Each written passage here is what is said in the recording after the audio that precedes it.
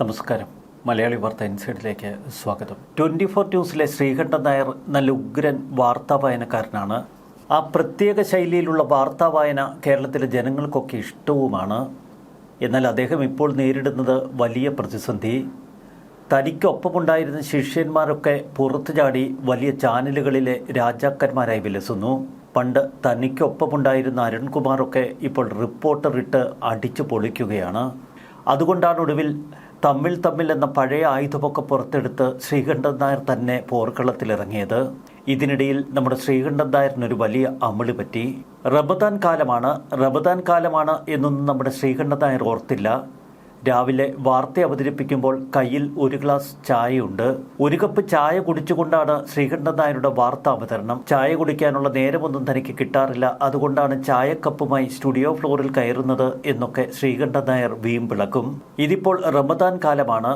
യൂട്യൂബിനടിയിൽ 1-2 പേർ വന്ന് ഒരു കമൻ്റ് അങ്ങ് കാച്ചി. ഈ റമദാൻ കാലം, നോമ്പ് കാലം ഇങ്ങനെ ചായക്കപ്പുമായി വാർത്ത വായിക്കുന്നത് ശരിയാണോ ശ്രീകണ്ഠൻ നായരെ എന്ന ചോദ്യം. നമ്മുടെ ശ്രീകണ്ഠൻ നായർ ഇത് കണ്ട് ആകെ വിരണ്ടുപോയി. ഉടൻ തന്നെ ഒരു ഉഗ്രൻ പ്രഖ്യാപനം നടത്തി. ഈ റമദാൻ മാസം ഇനി താൻ ചായക്കപ്പുമായി വാർത്ത വായിക്കില്ല. ഈ പ്രഖ്യാപനം നടത്തിയ ശ്രീകണ്ഠൻ നായരെ എടുത്തുടുക്കുകയാണ് നമ്മുടെ സോഷ്യൽ മീഡിയ. സുഡാപ്പികൾ പറഞ്ഞപ്പോഴേക്കും ശ്രീകണ്ഠൻ നായർ ചായക്കപ്പ് ഉപേക്ഷിച്ചുവല്ലോ എന്നാണ് ശ്രീകണ്ഠൻ നായരെ പരിഹസിക്കുന്നത്. ഒരു ചാനൽ മുതലാളിക്ക് വരെ ചായ കുടിക്കാൻ കഴിയാത്ത അവസ്ഥയാണിപ്പോൾ കേരളത്തിലെന്നൊക്കെ അവർ പരിഹസിക്കുന്നു.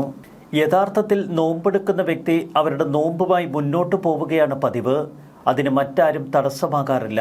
നോമ്പെടുക്കുന്നയാളുടെ മുന്നിൽ വെച്ച് തിന്നുകയും കുടിക്കുകയും ഒക്കെ ചെയ്യണോ എന്നത് ഒരാളുടെ വ്യക്തിപരമായ ഇഷ്ടങ്ങളാണ്. ഇതിനിടയിൽ മീഡിയ വൺ പോലുള്ള ചാനലുകൾ ഈ വിഷയം ഏറ്റെടുത്തു. സംഘപരിവാറിന് ഇങ്ങനെ വിമർശിക്കാനുള്ള അവസരം തുറന്നിട്ട് കൊടുക്കരുത്.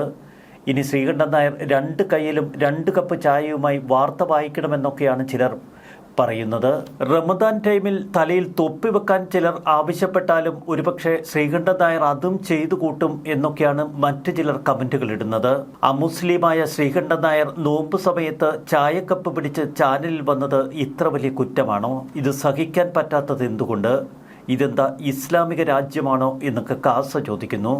അല്ല സഹോദര, നിങ്ങൾക്കല്ല നോമ്പ്, ഞങ്ങൾക്കില്ലല്ലോ. ഞങ്ങളൊരു ചായ കുടിച്ചാൽ നിങ്ങൾക്ക് എന്താണ് കുഴപ്പം എന്ന് മാന്യമായി ചോദിക്കാനുള്ള ഒരു ത്രാണി പോലും ഈ ചാനൽ മുതലാളിക്കില്ലല്ലോ എന്നാണ് കാസ പരിഹസിക്കുന്നത്. 24 ന്യൂസ് ലൈവിൽ വന്ന പ്രേക്ഷകരുടെ കമന്റുകൾ വായിക്കുകയായിരുന്നു നമ്മുടെ സാക്ഷാൽ ശ്രീകണ്ഠൻ നായർ. അതിനിടയിലാണ് 1-2 പ്രേക്ഷകർ പറഞ്ഞിരിക്കുന്നത്, ഈ റമദാൻ നോമ്പ് സമയത്ത് താങ്കൾ ഇങ്ങനെ ചായക്കപ്പ് പിടിച്ചു നിൽക്കുന്നത് ശരിയല്ല. ശ്രീകണ്ഠൻ നായരുടെ വയറ്റിപ്പഴുപ്പിന്റെ വിഷമം അറിയാം. എന്തു പാടുപെട്ടാണ് ഒരു ചാനലൊക്കെ ഒന്ന് നടത്തിക്കൊണ്ടു പോകുന്നത്. അപ്പോൾ പിന്നെ അല്പസ്വല്പം വിട്ടുവീഴ്ചയൊക്കെ ചെയ്യേണ്ടി വരും. ശ്രീകണ്ഠൻ നായരെ മാത്രമല്ല, കേരള മോഡൽ മതേതരത്വമാണ് ചിലർ പരിഹസിക്കുന്നത്. ബീഫിന്റെ പേരിൽ എന്തുമാത്രം പ്രശ്നങ്ങൾ ഉണ്ടാക്കിയിട്ടുണ്ട് ഈ കേരളത്തിൽ. അന്നൊക്കെ ചാണകസംഖ്യകളെ പരിഹസിച്ചവർ ഇപ്പോൾ എവിടെ എന്ന് ചോദിക്കുന്നവരുണ്ട്. നോമ്പുള്ളവർ നോമ്പെടുത്താൽ പോരെ? ഇതെന്താ ഒരു മതേതര ജനാധിപത്യ രാജ്യമല്ലേ? മതരാഷ്ട്രമൊന്നുമല്ലല്ലോ. വിശുദ്ധിയോടെ നോമ്പെടുക്കുന്നവർക്ക് ഇതൊക്കെ ഒരു പ്രലോഭനമാണോ എന്ന് ചോദിക്കുന്നവരുണ്ട്. അങ്ങനെയാണെങ്കിൽ TV ഒക്കെ ഓഫ് ചെയ്ത് വീട്ടിലിരിക്കണമല്ലോ. എന്തായാലും സന്തോഷിക്കുക കേരളം, കാരണം വിസ്മയം നമ്മുടെ വീട്ടുമുറ്റത്തും എത്തി എന്നാണ് മറ്റു ചിലരുടെ കമന്റുകൾ. നായരുടേത് വല്ലാത്തൊരു ദുർഗതി എന്നാണ് മറ്റു ചില പ്രേക്ഷകർ പരിഹസിക്കുന്നത്. ഈ സുഡാപ്പികൾ പറയുന്നത് കേട്ട് ചായക്കപ്പ് ഒഴിവാക്കിയ ശ്രീകണ്ഠൻ നായരെ മറ്റൊരു അപകടം കൂടിയില്ലേ എന്ന് ചോദിക്കുന്നു മറ്റു ചിലർ. ജൂതൻ കണ്ടുപിടിച്ച തൻ്റെ കയ്യിലിരിക്കുന്ന മൊബൈലും ഈ ഫേസ്ബുക്കും എല്ലാം താൻ എന്നേക്കുമായി ഉപേക്ഷിക്കണം. കാരണം ഇപ്പോൾ വലിയ ജൂതവിരുദ്ധതയാണ് ലോകത്തിലുള്ളത്. അന്തസ് കാണിക്കണം ശ്രീകണ്ഠൻ നായരെ, അന്തസ് എന്ന് പറഞ്ഞ് പരിഹസിക്കുകയാണ് ജൂത ഉപകരണങ്ങൾ കയ്യിൽ പിടിച്ചു നിൽക്കുന്ന ശ്രീകണ്ഠൻ നായരെ. ചായ കുടിച്ചിട്ട് ഇനി ചാനലിൻ്റെ റേറ്റിംഗ് കുറയണ്ട എന്ന് പാപം ശ്രീകണ്ഠൻ നായർ കരുതി. അതിന് ഇതുമാത്രം എടുത്തുകൊടുക്കണോ എന്ന് ചോദിക്കുന്ന മറ്റു ചിലരുണ്ട്. അല്ല സുഹൃത്തുക്കളെ, ഈ റമദാൻ മാസത്ത് നോമ്പെടുത്ത് ബോംബും മിസൈലും വിട്ടാൽ കുഴപ്പമില്ലയോ എന്ന് ചോദിക്കുന്നു മറ്റു ചിലർ. ബീഫ് കഴിക്കേണ്ടാത്തവർ കഴിക്കേണ്ട, മറ്റുള്ളവർ കഴിക്കേണ്ട എന്ന് പറയുന്നത് ഫാസിസമാണ് എന്ന ഡയലോഗ് അടിക്കുന്ന മുതലാളി ഒന്ന് ആത്മപരിശോധന നടത്തണം. ആരോ കഴുത്തിന് വാൾ വെച്ചതുപോലെ പെട്ടെന്ന് ചായ കൂടി നിർത്തിയ നല്ല അനുസരണയുള്ള ചാനൽ മുതലാളി. ഇസ്ലാമിക നിയമം മറ്റുള്ളവരുടെ മേൽ അടിച്ചേൽപ്പിക്കുന്ന പരിപാടിയാണിത് എന്ന് പരിഹസിക്കുന്നവർ. ഒരു കാര്യം വ്യക്തമാണ്, ശ്രീകണ്ഠൻ നായർ തന്റെ സഹോദരങ്ങളെ ഒന്ന് ബഹുമാനിച്ചതായിരിക്കാം ഈ ചായക്കപ്പ് മാറ്റിപ്പിടിച്ച്. പക്ഷെ അതുണ്ടാക്കിയ പുലിവാലി ചില്ലറയല്ല. സംഘപരിവാർ സംഘടനകളൊക്കെ ഈ വിഷയം ഏറ്റെടുത്തിരിക്കുന്നു. വലിയ പരിഹാസമാണ് 24-നും ശ്രീകണ്ഠൻ നായർക്കുമെതിരെ അവർ തൊടുക്കുന്നത്. ഈ വിഷയത്തിൽ ശ്രീകണ്ഠൻ നായരെ പിന്തുണയ്ക്കാൻ ഒരൊറ്റ രാഷ്ട്രീയ നേതാവും ഇപ്പോൾ മുന്നോട്ട് വരുന്നില്ല. പലപ്പോഴും പലവിധ വിവാദങ്ങളിൽ ചെന്നകപ്പെടാറുണ്ട് ശ്രീകണ്ഠൻ നായർ. എന്നാൽ അതിൽ നിന്നെല്ലാം സ്വതസിദ്ധമായ ശൈലിയിൽ അദ്ദേഹം തടിതപ്പുകയും ചെയ്യും.